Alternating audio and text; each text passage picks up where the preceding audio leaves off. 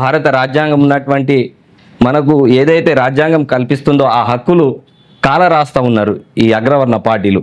కాబట్టి ఏదైనా నిజమైన పార్టీ మన కోసం ప్రజల కోసం పనిచేసేటువంటి పార్టీ బహుజన్ సమాజ్ పార్టీ ఒకటే కనిపించింది నా కళ్ళకు. కాబట్టి నేను మనస్ఫూర్తిగా నాకు స్వాగతించారు.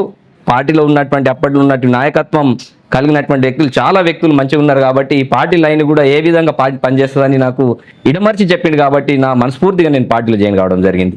అంటే మహనీయుల ఐడియాలజీ ఈ దారి వైపు చూపించింది. ఎవరన్నా అంటే ముఖ్యంగా పలానా వ్యక్తి నన్ను ఇట్లా ఇన్స్పైర్ చేసిండు, పలానా వ్యక్తి నన్ను ఈ బౌద్ధ సిద్ధాంతం వైపు మళ్లించిండు అనే వ్యక్తి పేరు అడిగితే? నేను ఏదైతే ఈ లాక్డౌన్ పడ్డదో ఆ సందర్భంలో మనకు ఎక్కడ వెళ్ళే పరిస్థితి లేదు, మనం ఇంట్లోనే ఉండాలా.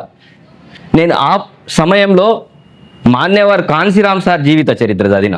అప్పుడు ఆ మూమెంట్లో ఎందుకో బాబాసాహెబ్ అంబేద్కర్ గారు మనకు భారత రాజ్యాంగం కల్పించారు, మరి ఇంత సౌలతులు ఉన్నాయి, ఎందుకు మనం ఇంకా కింది స్థాయి వాడు ఉన్నటువంటి వ్యక్తి కిందనే పోతున్నాడు, పై స్థాయి వ్యక్తి పైన వెళ్ళిపోతున్నాడు, కాబట్టి ఇవి అన్నిటికీ కారణం ఏంది అని చెప్పేసి నేను క్షుణ్ణంగా బాబాసాహెబ్ అంబేద్కర్ గారు చనిపోయిన తర్వాత మరి దీన్ని ఉద్యమం ఎవరు ఎత్తుకున్నారు అనేది నేను క్లారిటీగా తెలుసుకున్నా. అప్పుడు సైకిల్ మీద తిరిగి ఈ సమాజంలో కాశ్మీర్ టు కన్యాకుమారి వరకు అందరినీ ఏకతాటిపైకి తీసుకొచ్చినటువంటి వ్యక్తి కాన్సీరామ్ సార్. కాబట్టి నాకు ఏమనిపించిందంటే నిజమైన బాబాసాహెబ్ అంబేద్కర్ గారి వారసులు తను అంత పెద్ద సైంటిస్ట్ పదవిని వదిలేసి ఈ సమాజంలో అట్టారుగున వర్గాలు అధికారం వస్తే తప్ప ఇలా జీవితాలు మారాయని చెప్పేసి అందరిని ఏకతాటిపైకి తీసుకొచ్చి పెద్ద రాష్ట్రం భారతదేశంలో ఉత్తరప్రదేశ్, అక్కడ మాయావతి మేడంని 4 సార్లు ముఖ్యమంత్రి చేసిండు. కాబట్టి నిజమైన బాబాసాహెబ్ అంబేద్కర్ వారసుడు మాన్యవర్ కాన్సీరామ్ సార్ అని చెప్పేసి నేను ఆ రోజు